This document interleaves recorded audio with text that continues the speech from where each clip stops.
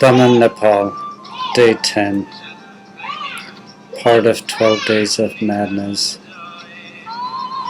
The first time I ever thought about suicide, I must have been I don't know, maybe 9, 10. It was somewhere along that time.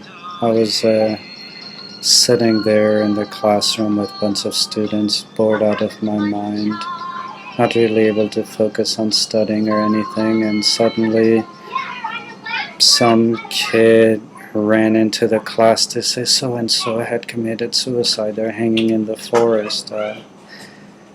My immediate thought was like, what is? I mean, I kind of knew what that meant, but I had never really heard it uttered in a way that it was assigned to somebody, somebody that I knew and would have seen in the village. So we all ran. We ran outside of our boarding school out through the big field, and I decided to run through the school perimeter rather than go through the town because I figured that I would get to the forest faster that way.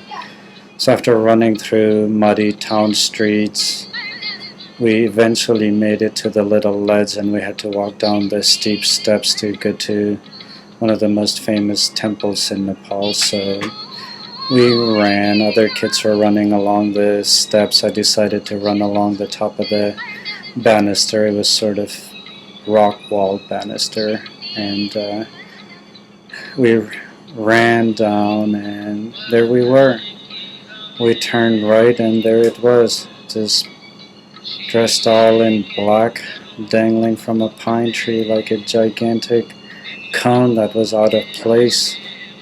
It's almost like a pine cone from a different planet, but it was at the same time very interesting too. Everybody just started running to try to get as close to the body as possible to see, but me, I was just immediately frozen. I started thinking, well, what did she do in the morning? So I heard somebody yell, she went to the store this morning to buy ropes, she sold her chicken. Someone else said, well, does the husband know about this? I was just so taken back.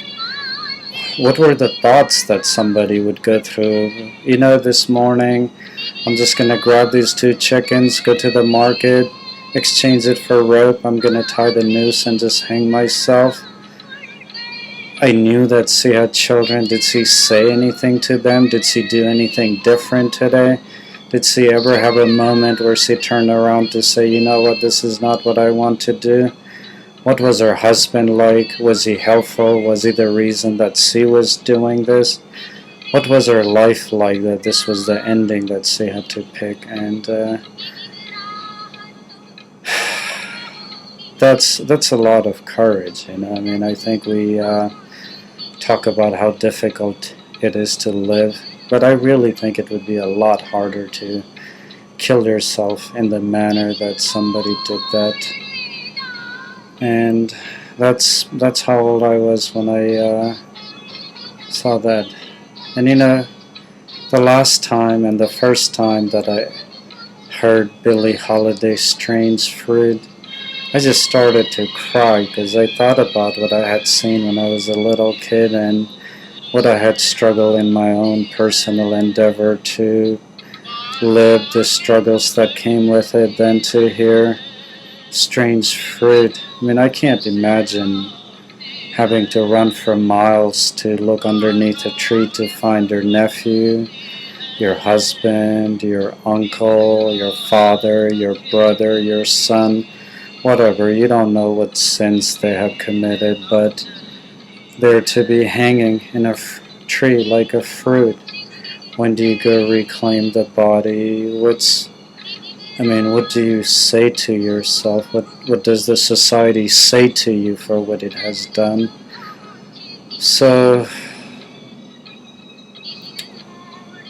that's hanging has always made me feel so primitive and so loss for power, loss for opportunities, loss for will to go on because every avenue might have been closed. And that must have been the thought of that lady, to say, I'm gonna sell this chicken, buy the rope, and hang myself. The rope just keeps coming back in my, whether it's the dreams, hallucination, whatever. I was at Shenley Park again today, and I saw a dead tree where there was a noose hanging there. It must have been noose. It was so far high. Could have been used for lynching, could have been used during the Revolutionary War, could have been anything, but could have been suicide. But it was refusing to let go.